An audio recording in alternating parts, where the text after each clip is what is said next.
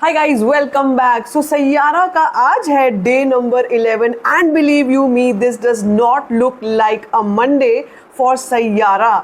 इस वक्त बुक माई शो पर सैयारा क्या धूम मचा रही है मंडे होते हुए, वो भी सेकंड मंडे होते हुए। इस पूरे वीकेंड पर सैयारा ने जो नंबर्स फिर से क्रिएट किए हैं, this is called tsunami of Saiyaara. बहुत से लोग बहुत सी बातें, कोई जलन में तो कोई किसी भी तरीके से लगा हुआ है सैयारा फिल्म को नीचे गिराने में, या ये बताने में कि भाई ऐसी क्या बात हो गई इस फिल्म में जो लोग इतने पागल हो रहे हैं, जो यंगस्टर्स इतने इसके लिए क्रेजी हो रहे हैं। यार मेरे हिसाब से जब आशिकी आई थी और आशिकी ने भी ऐसे ही नंबर्स पंचिंग किए थे, वो भी कोई out of the box story नहीं थी, लेकिन एक वेव की तरह आती हैं ये फिल्में, और स्पेशली जो यूथ से कनेक्ट करती हैं फिल्में, उन फिल्मों के आगे सारे के सारे लॉजिक बैठ जाते हैं। Saiyaara is creating history, unbelievable numbers on the weekend. वो नंबर्स भी बात करेंगे और साथ में आज के नंबर के बारे में भी बात करेंगे कि क्या कुछ चल रहा है। 2 दिन से सैयारा की ट्रैकिंग नहीं हुई, आई नो दैट, लेकिन सैयारा ने क्या किया है नंबर्स के मामले में, ज़रा उसको एक बार देख लो। क्योंकि मेरे हिसाब से ऐसे नंबर्स भाई किसी ने भी सोचे ही नहीं होंगे कि इतने क्रूशल टाइम पे आके, जब और 2 बड़ी फिल्में रिलीज होने वाली हैं, जिनमें एक और फिल्म है जो कि रोमांटिक फिल्म आने वाली है, उसके बावजूद भी the fever is not going down. इतने क्रिटिसिज्म के बाद भी फिल्म इतना बढ़िया परफॉर्म कर रही है, स्पॉटिफाई पर टॉप स्पॉट ले चुकी है।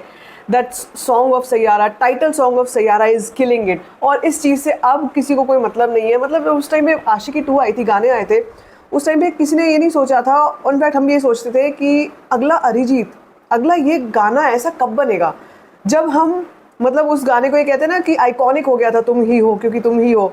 उसके बाद इट्स अगेन मोहित सूरी, उसके बाद it's again Mithun, and we hear a new voice in Saiyaara, and this song has taken top spot. I am not saying कि अरिजीत के मुकाबले का सिंगर है कोई या ये, मतलब मैं एक सॉन्ग के आइकॉनिक होने की बात कर रही हूँ, म्यूज़िक के आइकॉनिक होने की बात कर रही हूँ, कि जिस वक्त पर आज के टाइम में हम सुनते हैं रीमिक्सेस को, और आयरॉनिकली यहाँ पे भी दनेश बागची का नाम है वैसे, लेकिन आप सोचो कि म्यूज़िक अच्छा है, अगर एक गाना भी अच्छा है अगर, तो ऑडियंस क्या कमाल कर रही है, और इसकी तो पूरी एल्बम ही अच्छी है। तो I mean unbelievable. Second Friday मैंने नहीं सोचा था कि 20 करोड़ के आसपास के नंबर आएंगे, 18 करोड़ का नंबर आया on second Friday. Second Saturday was hello crazy, 26.5 crore इस फिल्म ने अपने सेकेंड सैटरडे पर किए। Second Sunday was even crazier with 30 crore India net collection. ये वो कलेक्शन है जिसके लिए तरसते हैं लोग, और जो लोग 300 करोड़ की बात कर रहे थे कि फिल्म 300 करोड़ कर लेगी, बॉस 300 करोड़ या 250 करोड़ तो अभी हो गया है 10वें दिन पे। आज 11वां दिन है, अब वीकेंड एक और आएगा, और उसके बाद छुट्टियों के वीकेंड्स आ रहे हैं, जिसमें हम राखी वाला एक वीकेंड, रक्षाबंधन वाला, उसके बाद एक इंडिपेंडेंस डे वाला वीकेंड है। Imagine the euphoria. And I know कि फुल फिल्में आ रही हैं, वॉर 2 भी आएगी, कुली भी आएगी, बहुत कुछ आ रहा है, but this is unbelievable. Okay, total India net collection जो 10 दिनों की थी, that is 247.25 crores. Again, and I'm repeating myself, this is unbelievable. Overseas से 77 करोड़, ओवरसीज से 77 करोड़ आने के बाद का मतलब है वर्ल्ड वाइड नंबर 373.7 करोड़ का हो चुका है। मतलब क्या है, कहाँ जाएगा सोचो, अभी तो शुरुआत है।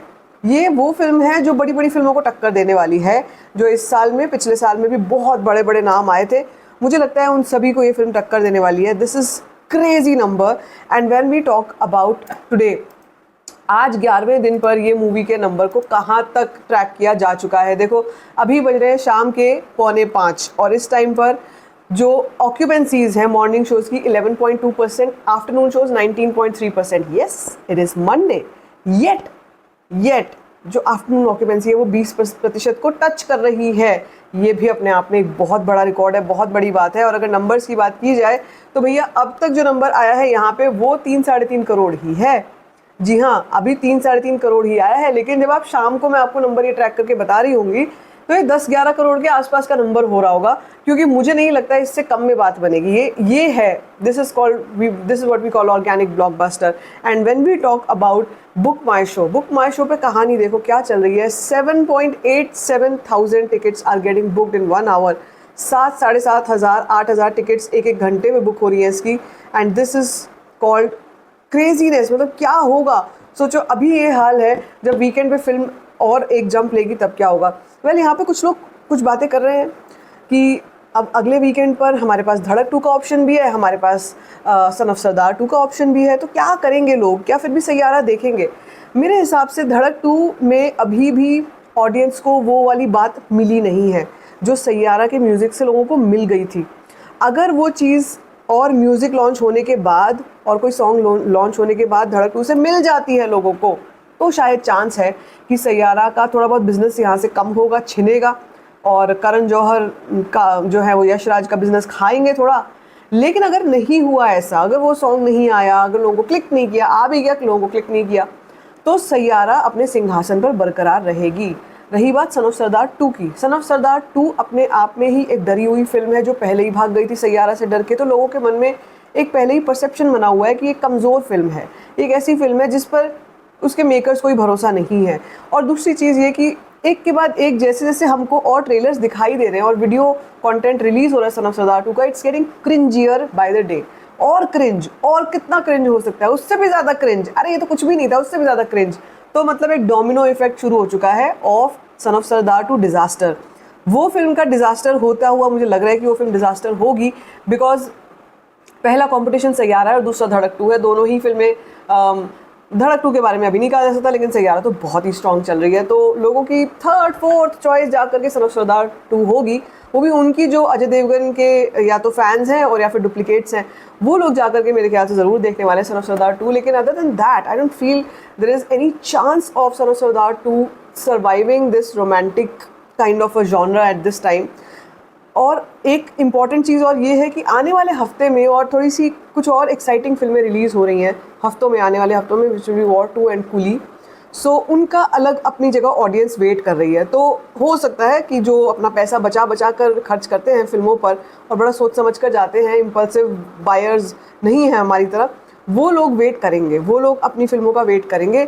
और जिनको भाई रोमांटिक फिल्में देखनी है वो तो धड़क 2 और सैयारा को ही उनको ऑडियंस मिलने वाली है।